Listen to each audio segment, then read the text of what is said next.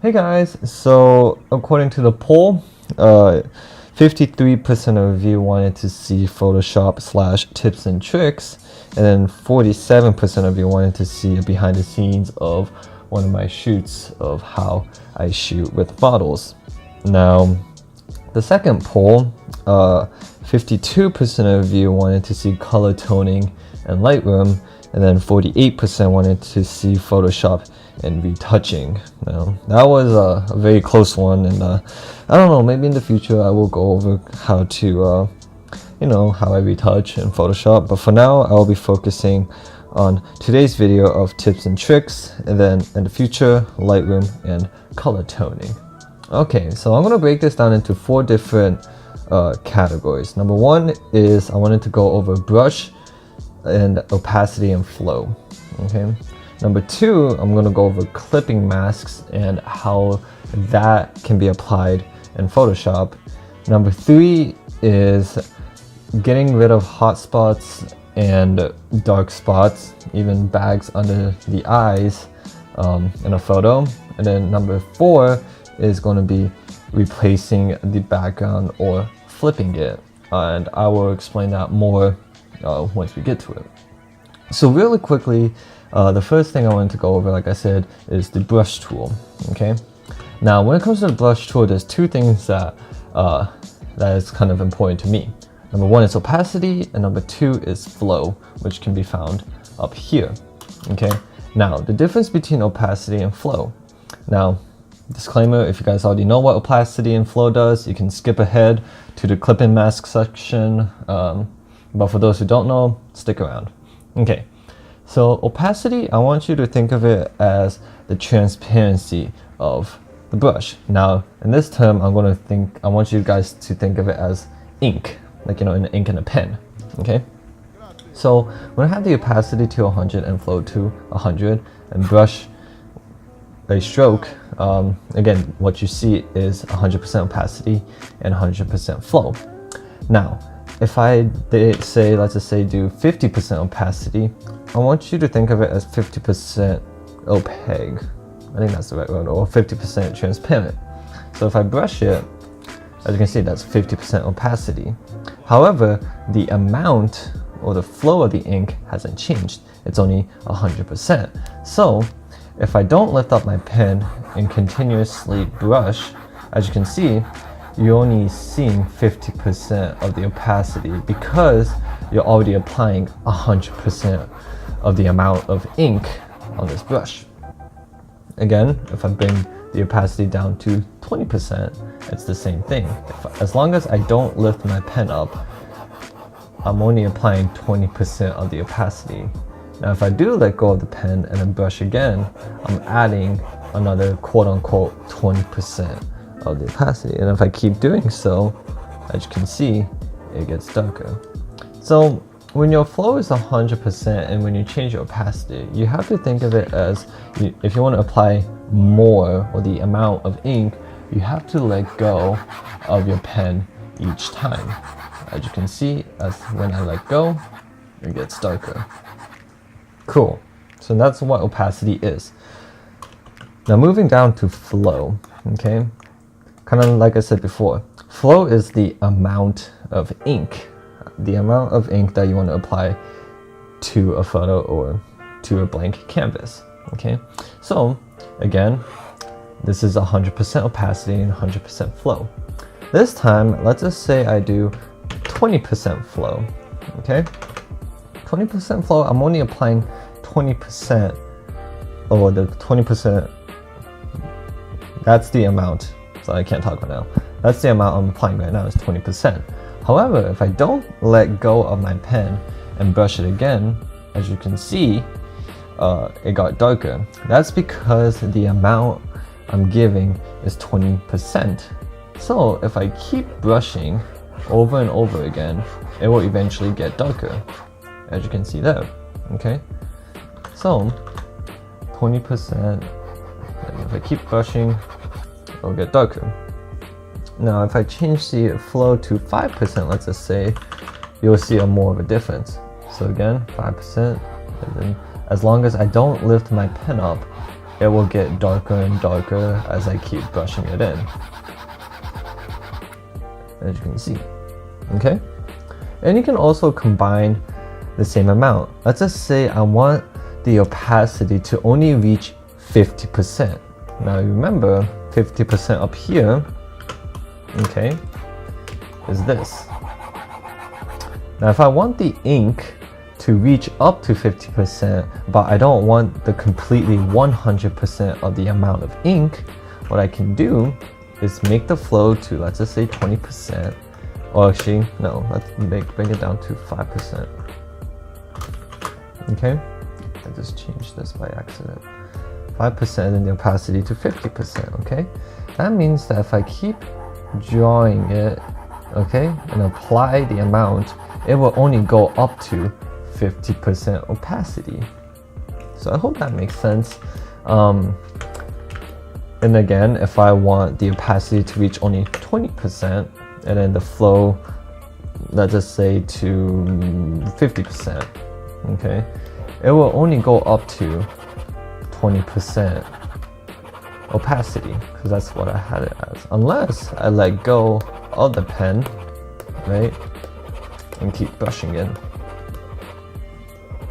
Cool. Alrighty, so that's what I wanted to go over real quickly. That way it can be the foundation of what I'm going to be teaching you guys like right now. Okay, so that's number one. Number two, we are going to go into clipping masks and sun flare. Now I have different photos here, okay, and the first one I'm going to start with is this one right here of Nike, okay, and how clip-in masks work. Okay, now the first thing I'm going to do is I'm going to hold down Ctrl J and make a layer, okay, and I'm going to just actually name this layer as flare just to make things easier. Okay, now once I have that flare layer, okay, I'm going to be adding a color balance and a levels layer. Okay, and what I mean by flare is I'm going to be adding a sun flare right around this area, because theoretically, okay, if the sun light is here, it should be here, and then it will be beaming down like so. Okay, so I just wanted to get that clear, or just write out, just talk to you guys about it real quick. Okay, so with the levels and color balance, okay, as you can see, most sunset, sun flare lighting is orange and red.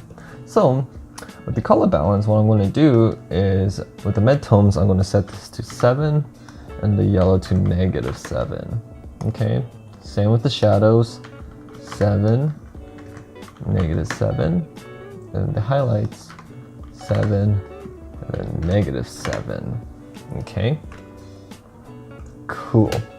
And then the levels I will get to later. Now, before I did anything with the color balance, I should actually insert the flare. So once you make a flares layer, I'm gonna go to filter, go to render, and go to lens flare. Okay. Now with the lens flare, there's different types of lens type that you can apply to. I usually stick with the 50 to 300 millimeter zoom. And then the brightness, I usually keep it between 140 to 170, okay? Depending on the photo, every photo is going to be different. Now, if you look at this photo, there is a large surface area that I do want to cover, including the sky, the building, and then like the other half of the building right down here. So what I'm going to do is I'm going to actually make the brightness to 170, and I'm going to just put it right, maybe like right in between what is it? The top of the photo and then the middle of the photo where this little edge sticks out. So right around there. Okay, cool. So that's where the lens flare is going to be. And then that's when you apply the color balance to the midtone, shadows, and highlights. Moving on, the levels. Okay, this adjusts the brightness. Okay. So with this one, what I'm going to do is I'm going to actually increase the brightness. I'm going to go to my reds And with the reds, if I move it to the left with the midtones, it's going to make it more red. So that's what I'm going to do. So 1.11, and I'm going to grab the highlights and do the same thing. 249 is good enough. Next, I'm going to go to the blues. I'm going to grab the midtones and move it to the right. And what that does is gives it a more yellowish orange tint. So 0.9. And then I'm going to get the shadows, move it over, and we'll just do about 7. Cool. What I want to do is I want to select these 2 layers by clicking and then holding down Shift. Okay. And then I'm going to right click and go to create clipping mask. Now what that does is these 2 adjustments are now only going to apply to this flare layer. Okay, so if I disable this layer, as you can see, the lens flare and the color adjustments also gets disabled, like so. From here, I'm going to apply the mask now, and then I'm going to invert it. Cool.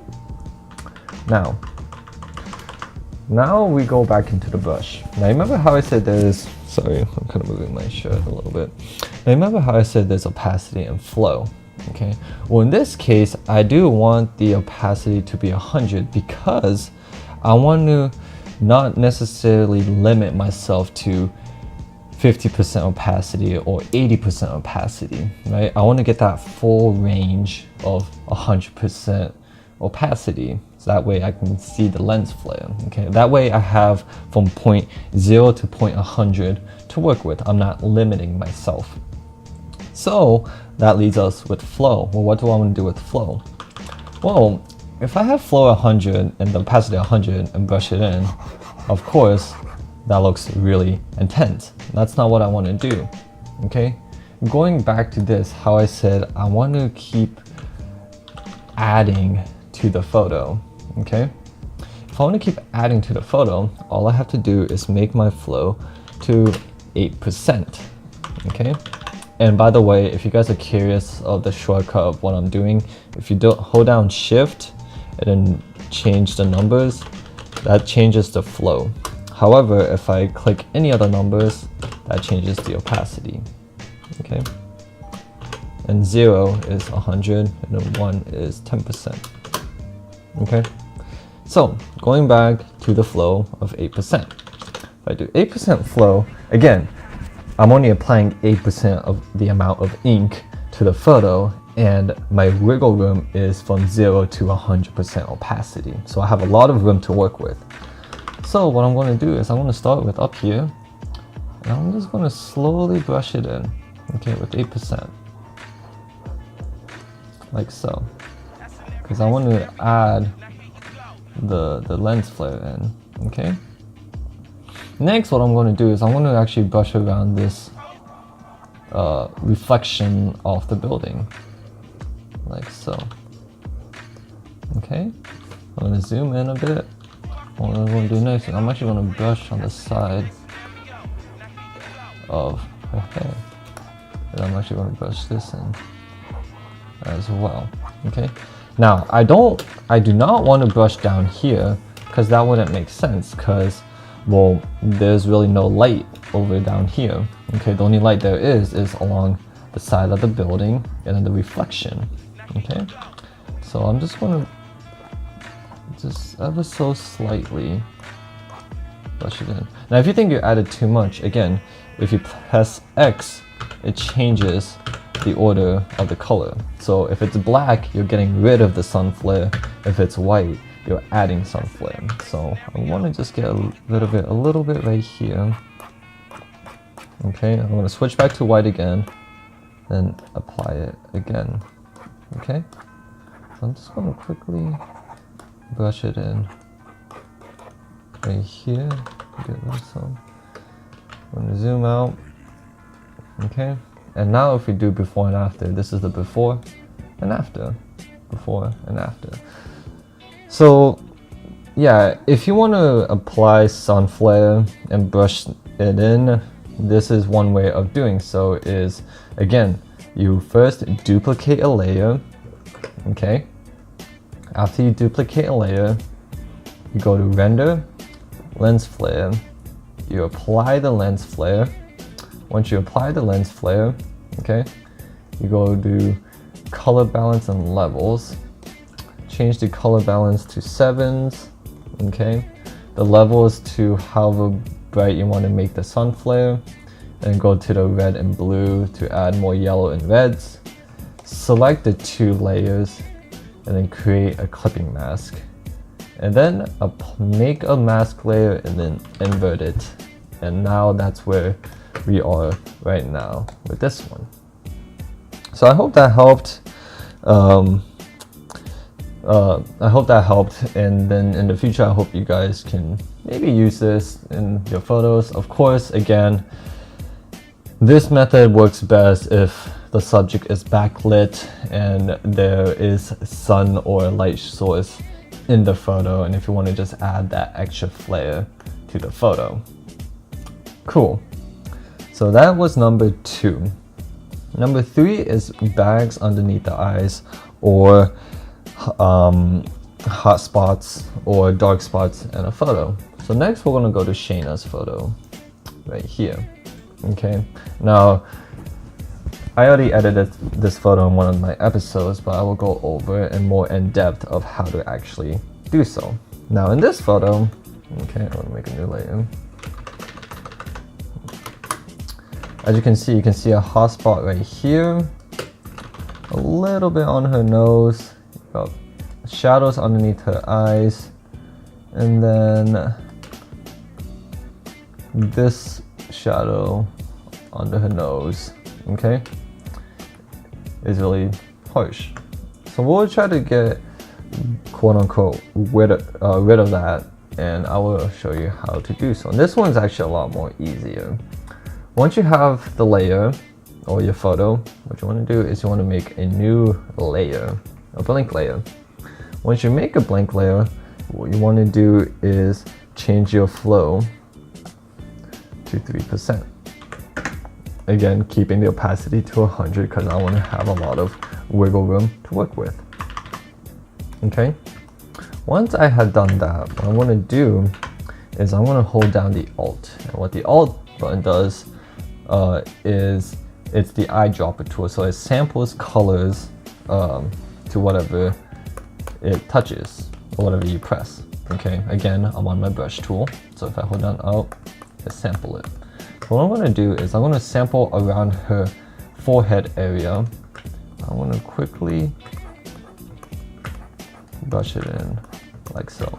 The key here is you want to keep sampling, okay? I usually do after maybe 2 or 3 strokes, I always sample a new photo, a new color. That way it's a little bit more consistent. Okay, I'm gonna move down here, gonna zoom in a little bit more, make my brush smaller, and then I'm gonna quickly sample and brush it in, like so. Okay, gonna move over here, gonna make my brush a little bit more bigger, gonna hold down the Alt again, like so. Now people will think, oh, just use the content aware brush or so on and so forth. The problem with that is it actually it kind of messes with the skin texture when you do that method. This way, this method you're only applying like a surface layer of a color. You're not necessarily messing with the texture of the skin. So I personally like this method. This method is actually not really effective if you're using a mouse. If you have a tablet, great, it makes it a lot easier. But if you don't have a tablet and you're using a mouse, this will you will suffer. And again, this kind of leans more into like retouching.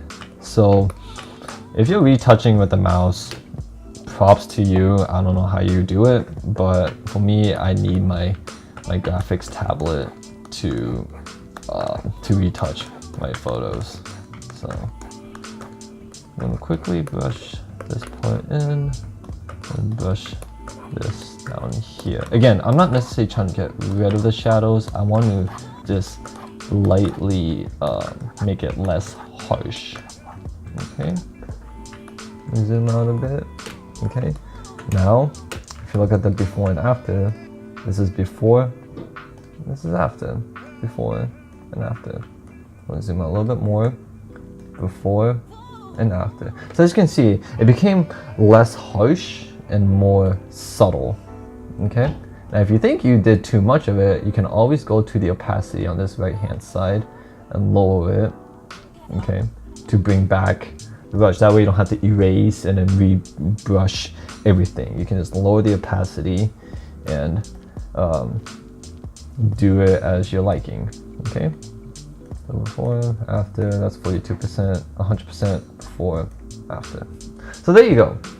This method I feel like everyone should start using, because I do see some photos where there's a lot of hot spots on the skin, there's really heavy shadows underneath the eyes, so this method works really well if you're just quickly trying to get rid of harsh highlights or harsh shadows in a portrait photo.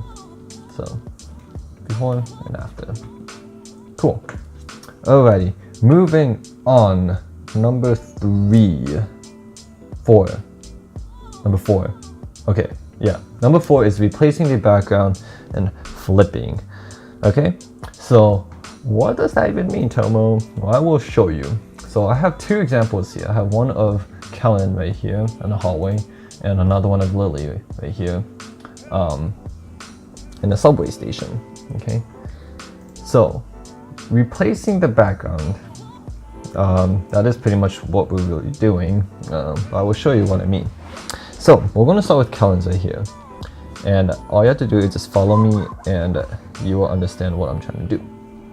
Now as you can see here, you see the pillars on the left side and then a wall on the right side. Okay, what I want to do is I want to make it as if she's in a hallway where it's all pillars. Okay, now theoretically, if I make it all walls, in this photo specifically, it's not going to make sense, because if it's all walls, then, well, where's this sunlight coming from, right? So what I'm going to do is I'm going to flip the left side, and how I'm going to do that is I'm going to press M for the marquee tool, okay, which is up here. It's the square rectangular marquee tool. And then what I'm going to do is I want to select about half of the photo. Okay, once I have selected half of the photo, what I'm going to do is I'm going to go to Control J, and what that does is it makes a new layer of the selection you just made. Okay, and once you have that layer, you want to go to Edit, Transform, Flip Horizontal. Okay, I'm going to press V to move the layer to the right side. Cool. Now I know that looks really silly, but if you just focus on the background, as you can see, it looks like she's in the hallway of just pillars. Okay. From here, I'm gonna make a mask. Okay. Oh, a mask layer. Now here, I know people would think, oh, are you supposed to invert the mask? In this case, no. What you want to do is keep it as a white layer, and I'll explain why now. If you go to the brush tool and opacity to 100%, now I want to change the flow to 100% as well. What I want to do is I pretty much want to brush the original photo in, okay? Because if I inverse it, okay, I'll be brushing in the background, which will take a lot more time actually. Instead, what you want to do is you want to brush her back in, and that's why the layer mask is white. Okay, what I'm going to do is I'm going to quickly brush her, so brush Kellen in real quick. Okay, like so. Get rid of her fist. Okay, And if you want to, another easier way is if you disable it, you can see how much of her you still need to brush in. Okay, so I still have a couple of her hair I need to brush in. So that's what I'm going to do.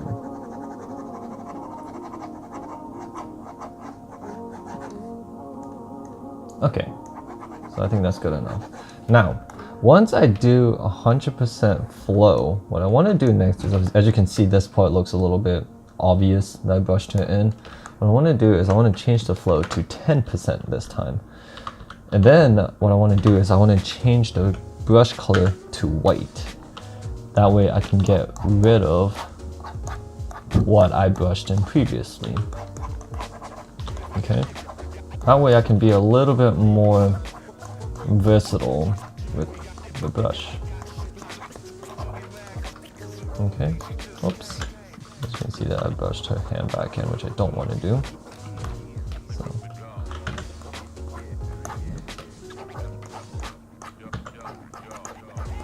Yeah, you always want to switch back to adding and removing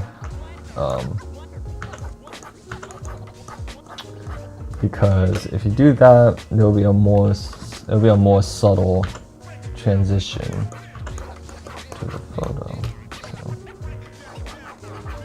So, alrighty, there you go. Now we're gonna go down to this area, the bottom part, and what I want to do is I don't want to get rid of it. I want to pretty much brush it back in.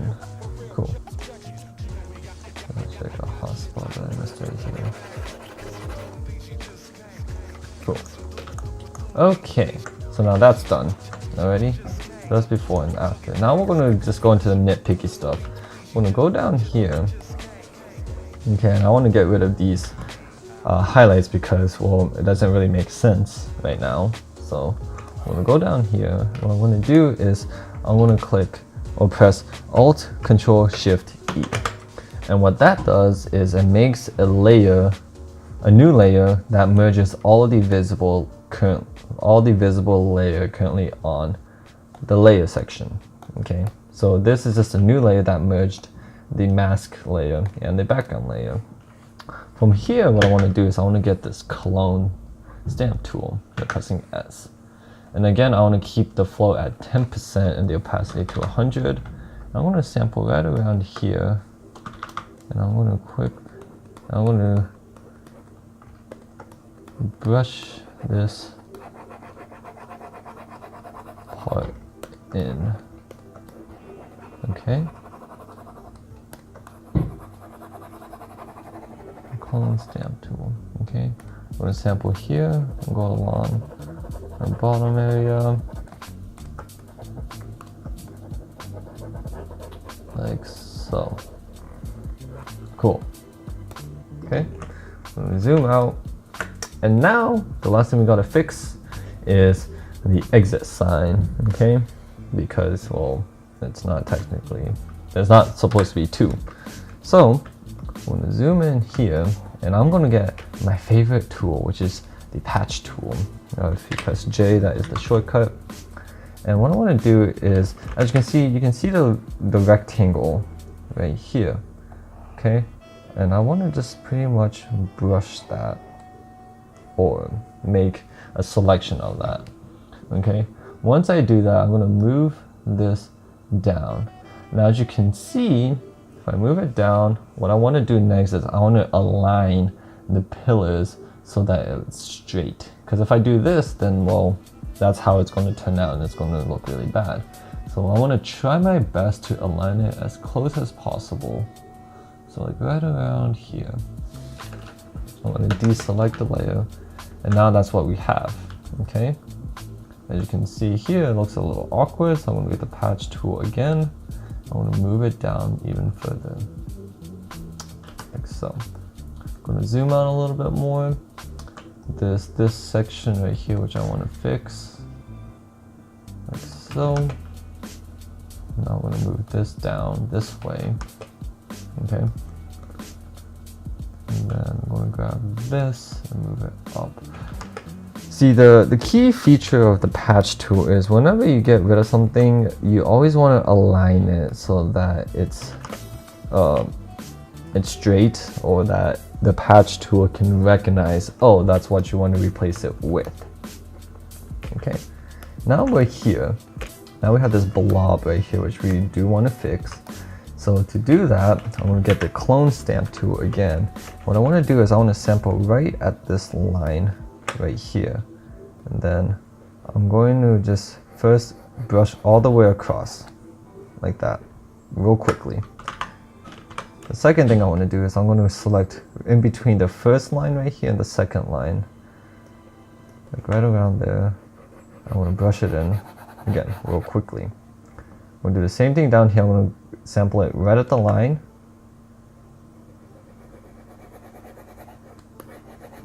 Brush it all the way across. And now in between the two lines again, brush it all the way across. Cool.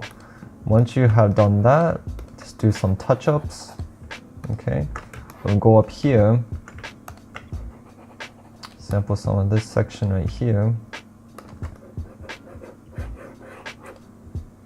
And I'm going to quickly brush this part in. Oops. Sample, and then push it all the way across. Now I'm going to sample this line, or this vertical line right here. I'm going to go down, like so. Cool. Now, as you can see, there's like a dark spot right here, some inconsistencies right here. That's when you can actually, again, make a new layer, get the brush tool, change the flow to 3%, opacity to 100, and do that same method I just showed you with getting rid of bags underneath the eyes. Just keep sampling and just get rid of the inconsistency and the color. Okay? Cool. Like so. Now we'll zoom out like so. There's still some inconsistencies here, so I'm just going to quickly brush it in.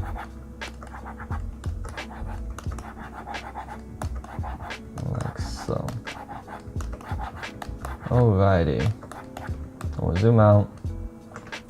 And then if you want to see the before and after, okay, this is before and this is after.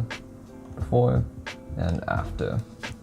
So that's how you replace the background of a photo. Okay. Real quickly, okay, I'm gonna do Lily's picture right here. Now, this one, because the photo itself is already symmetric, there's two options I can do. I can either flip the right side or the left side. Okay. So if I were to flip both sides real quick, so I'm going to do this really quickly. I will speed up the image, or I will speed up the video just to make things faster, and I'll show you both results after I'm done. So I'll be right back.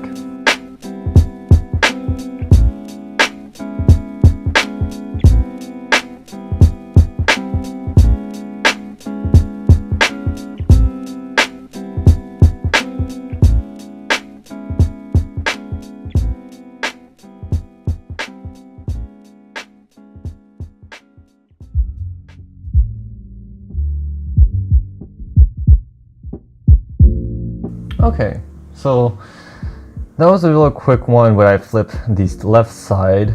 Okay, so this is before and after. There's actually one thing that I missed right down here, so I'm gonna fix that real quick. So,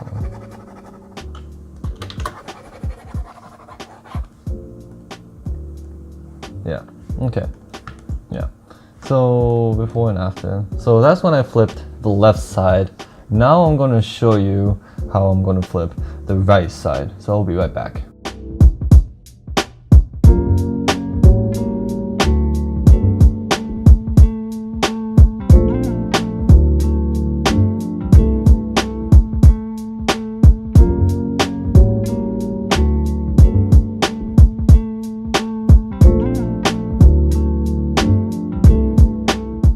Okay, so that was just like a real quick edit. of flipping the right side. So this is the right side and this is the left side. Again, both gives a very different feel, but now you get the idea. So going over it again, you'll get the marquee tool. You'll select Control J, make a new layer, flip it, and then apply a mask, and then just brush it in. The more time you spend on this, the better the results. You know, if you zoom in and actually do the very small details of it, it will come out great. So again, here's one side, and here's the other side. Okay, and then going back to Kellen's, this is before, this is after. So yeah, that is it, guys. I hope this was helpful. If you have any more questions, please let me know. And then yeah, DM me on Instagram. I will be working on the second video with Lightroom and color toning, and yeah, that should be fun. So hope you guys enjoyed, and I will see you guys later.